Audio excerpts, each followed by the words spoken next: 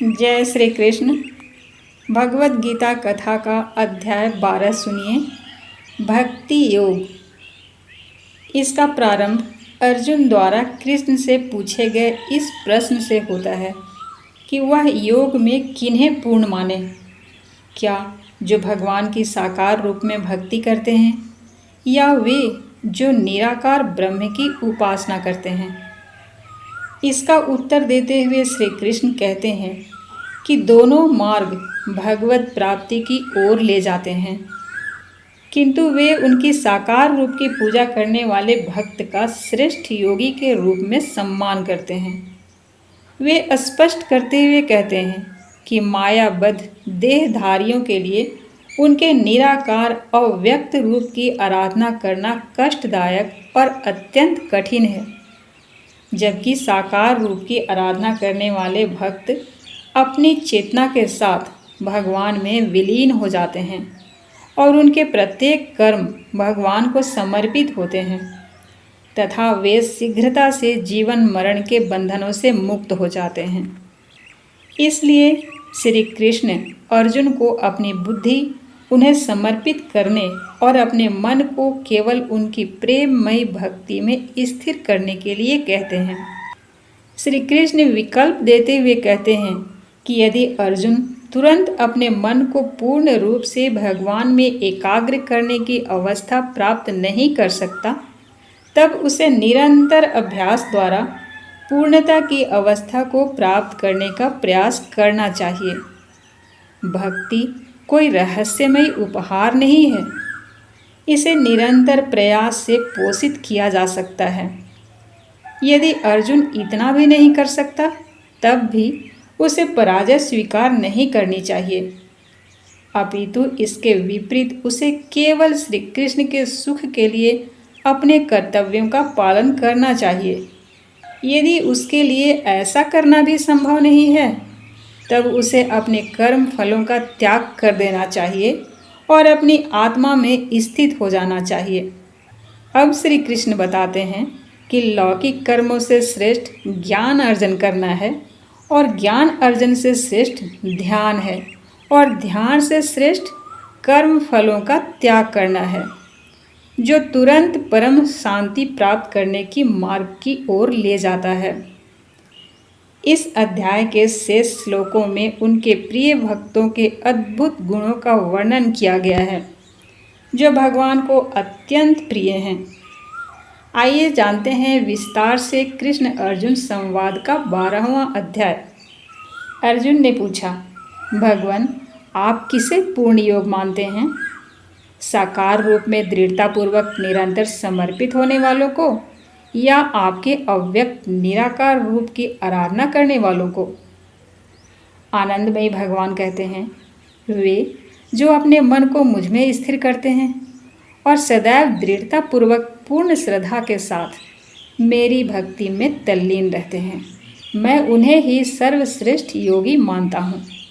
लेकिन जो लोग अपनी इंद्रियों को निग्रह करके सर्वत्र समभाव से मेरे परम सत्य, निराकार, अविनाशी, अव्यक्त, सर्वव्यापक, अकल्पनीय, अपरिवर्तनीय, शाश्वत और अचल रूप की पूजा करते हैं, वे सभी जीवों के कल्याण में संलग्न रहकर मुझे प्राप्त करते हैं। जिन लोगों का मन भगवान के अव्यक्त रूप पर आसक्त होता है, उनके लिए भगवान की अनुभूति का मार्ग अति दुष्कर और कष्टों से भरा होता है। अव्यक्त रूप की उपासना देहधारी जीवों के लिए अत्यंत दुष्कर होती है। लेकिन जो अपने सभी कर्मों को मुझे समर्पित करते हैं और मुझे परम लक्ष्य समझकर मेरी आराधना करते हैं और अनन्य भक्ति भाव से मेरा ध्यान करते हैं, मन को मुझ में स्थिर कर अपनी चेतना को मेरे साथ एकीकृत कर देते हैं, हे पार्थ, मैं उन्हें शीघ्र जन्म मृत्यु के सागर से पार कर उनका उद्धार करता हूँ। अपने मन को केवल मुझ पर स्थिर करो और अपनी बुद्धि को मुझे समर्पित कर दो। इस प्रकार से तुम सदैव मुझ में स्थित रहोगे, इसमें कोई संदेह नहीं है। हे अर्जुन, यदि तुम दृढ़ता से मुझ पर अपना मन स्थिर करने में असमर्थ हो तो सांसारिक कार्यकलापों से मन को विरक्त कर भक्ति भाव से निरंतर मेरा स्मरण करने का अभ्यास करो। यदि तुम भक्ति मार्ग के पालन के साथ मेरा स्मरण करने का अभ्यास नहीं कर सकते, तब मेरी सेवा के लिए कर्म करने का अभ्यास करो।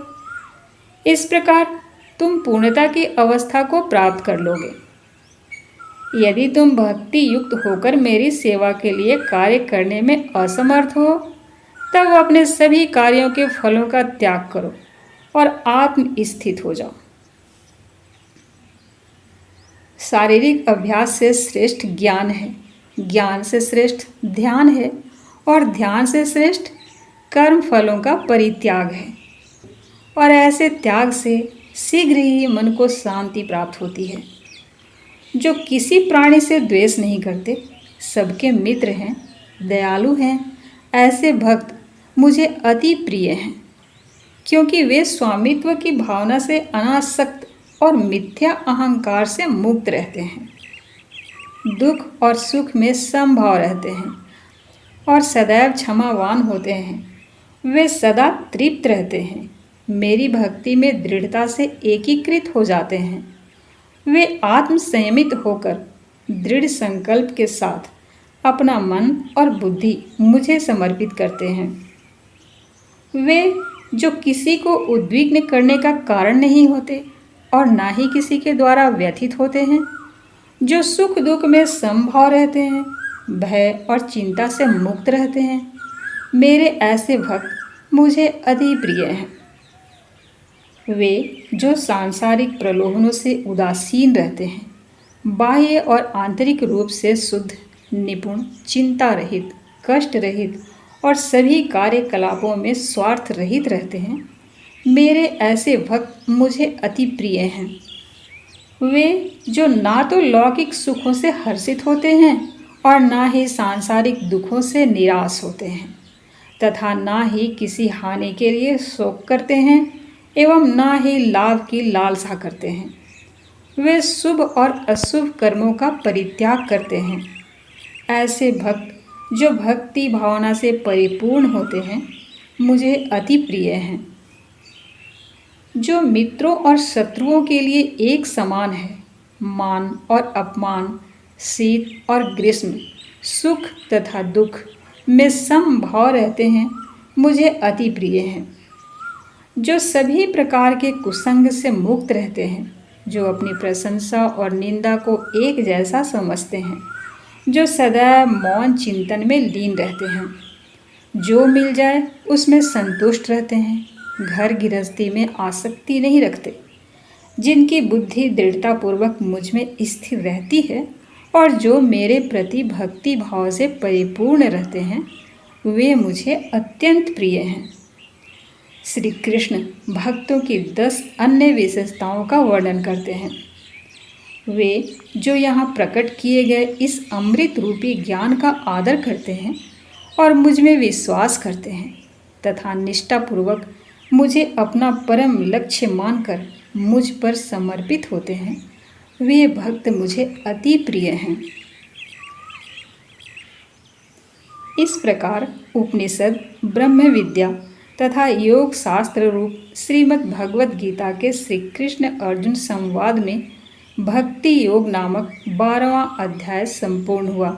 जय श्री कृष्ण।